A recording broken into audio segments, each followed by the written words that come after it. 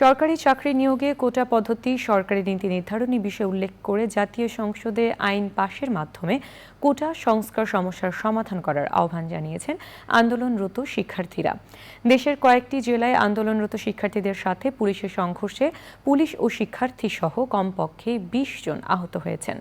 বৃহস্পতিবার বিকেলে রাজধানীর শাহবাগে পুলিশের ব্যারিকেড ভেঙে সড়ক অবরোধ করেন শিক্ষার্থীরা। পরে সব ক্যাম্পাসে আজ বিকেলে বিক্ষোভ সমাবেশ ও মিছিলের কর্মসূচি ঘোষণা করে কর্মসূচি শেষ করেন আন্দোলনরত শিক্ষার্থীরা। শহীদুল্লাহ রাজুর রিপোর্ট। কোটা সংস্কারের এক দফা দাবিতে রাজধানীসহ সারা দেশের বিভিন্ন সড়ক, মহাসড়ক ও রেলপথ অবরোধ করেন আন্দোলনরত শিক্ষার্থীরা।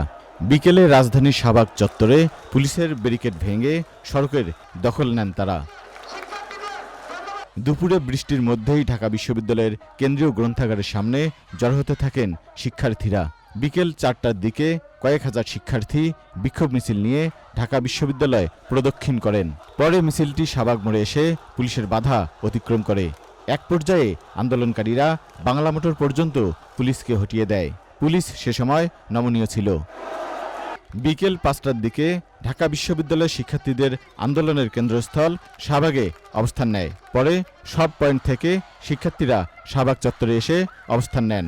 ঢাকার বিভিন্ন বিশ্ববিদ্যালয় ও কলেজের শিক্ষার্থীরা মিছিল নিয়ে তাদের সঙ্গে যোগ দেন। কয়েক ঘন্টার আন্দোলনে কার্যত অচল হয়ে পড়ে রাজধানী ঢাকা।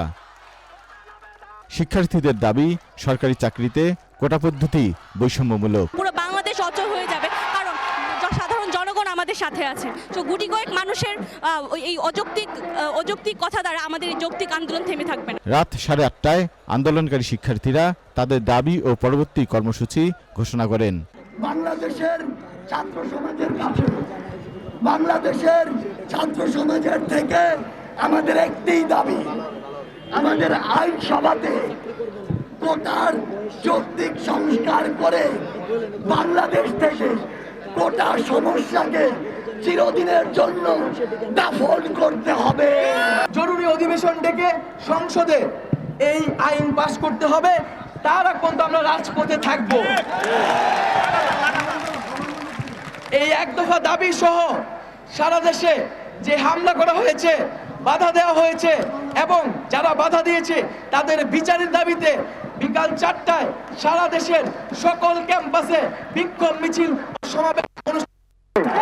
কুমিল্লা, চট্টগ্রাম ও বরিশাল সহ বিভিন্ন স্থানে আন্দোলনরত শিক্ষার্থীদের সাথে সংঘর্ষের সময় পুলিশ ১০ রাউন্ড ফাঁকা গুলি ও টিয়ার শেল নিক্ষেপ করলে শিক্ষার্থীরাও ইটপাটকেল ছোড়ে। এতে পাল্টাপাল্টি ধাওয়ার ঘটনায় অনেকে আহত হন।